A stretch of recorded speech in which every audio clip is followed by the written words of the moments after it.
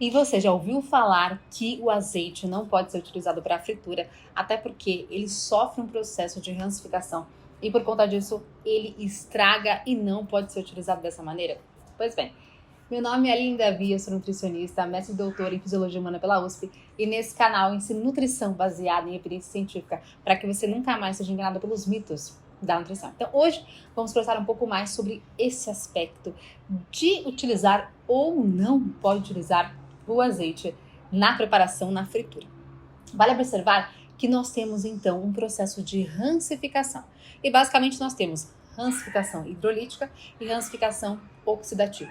Nesse caso, quando nós falamos em um óleo em imersão, seja um óleo de soja, seja um óleo de canola, um óleo de milho ou também um azeite, todos eles podem sofrer um processo de rancificação. E a questão é, você coloca esse óleo então para fervura, ele vai ficar lá aquecendo, aquecendo, aquecendo. E nesse sentido, nós temos então um processo de rancificação acontecendo. Exemplo clássico. Tenho certeza que você já foi numa feira, chegando perto da feira, você já sentiu o cheirinho do pastel.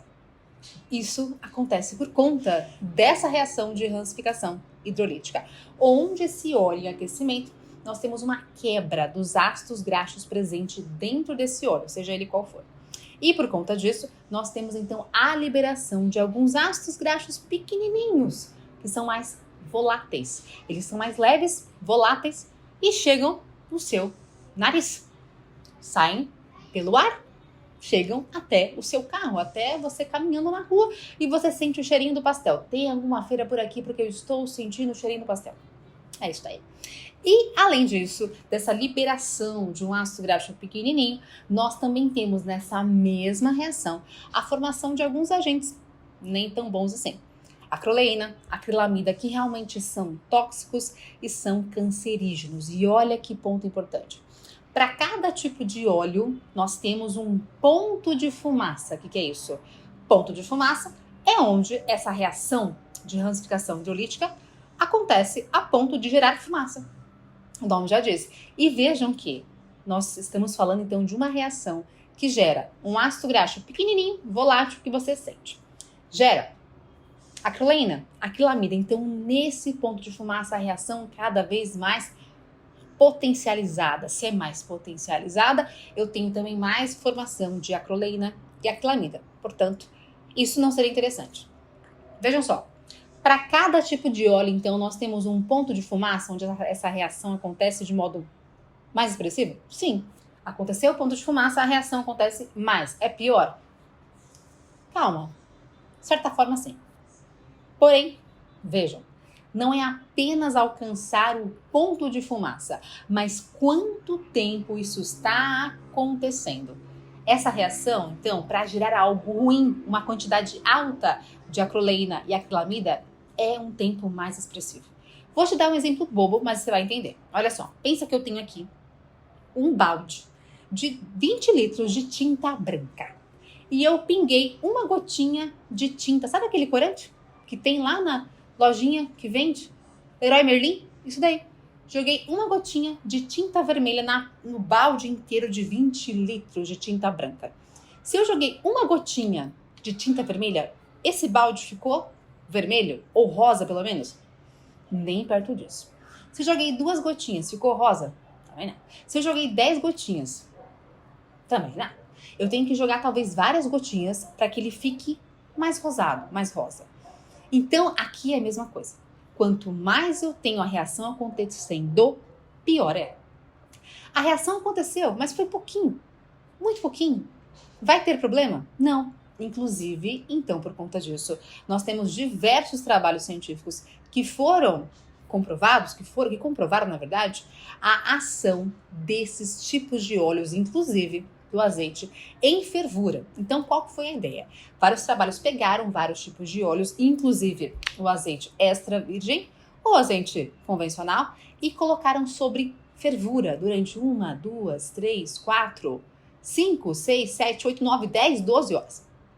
E a grande maioria dos trabalhos mostrou que essa formação mais acentuada de acroleína e de acrilamida realmente aconteceu de modo expressivo e prejudicial acima de 2 horas.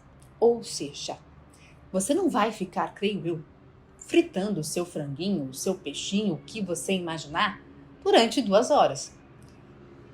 Creio eu que não. A não ser que você faça, de repente, um pernil de Natal e você fica 4 horas no forno, é uma outra história. Mas normalmente, no seu dia a dia, você deixa lá o seu franguinho, o seu peixinho, a sua carninha, por volta de 5 minutinhos, talvez. Um pouquinho mais, um pouquinho menos. Não é um tempo suficiente para que tenha uma grande formação de acroleina e de acrilamida.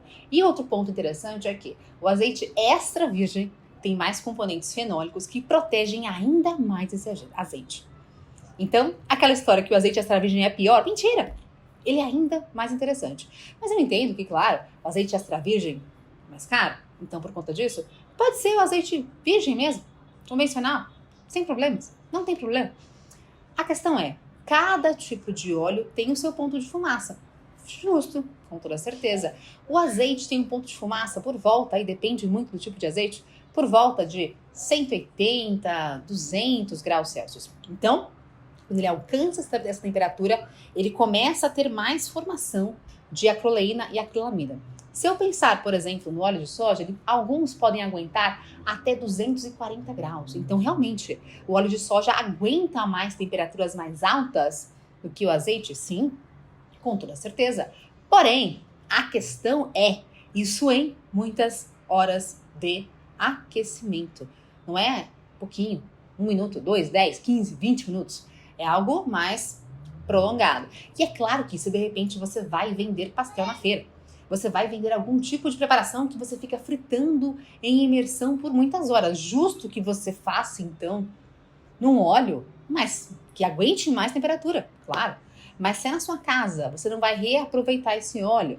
Você vai coccionar 5, 10, 15 minutos tranquilamente. Você pode utilizar o azeite extra virgem. Inclusive, você faz isso ou não na sua casa. Você indica isso ou não para o seu paciente. Conta para mim aqui e já aproveita. Curte esse vídeo, compartilha com mais gente para que mais pessoas conheçam sobre essa questão. E o ponto é, o azeite extra virgem é super seguro, além de ser saboroso. Eu sei que o preço é mais caro, né? Então, por conta disso, nem sempre todo mundo pode pagar por isso. E se você não pode pagar por um azeite extra virgem, não tem problema. Você consegue utilizar também outros tipos de óleo, como canola, soja, milho, girassol e por aí vai. Um outro dia a gente conversa um pouco mais sobre outros tipos de óleos também. E por hoje é isso. Beijo e até a próxima!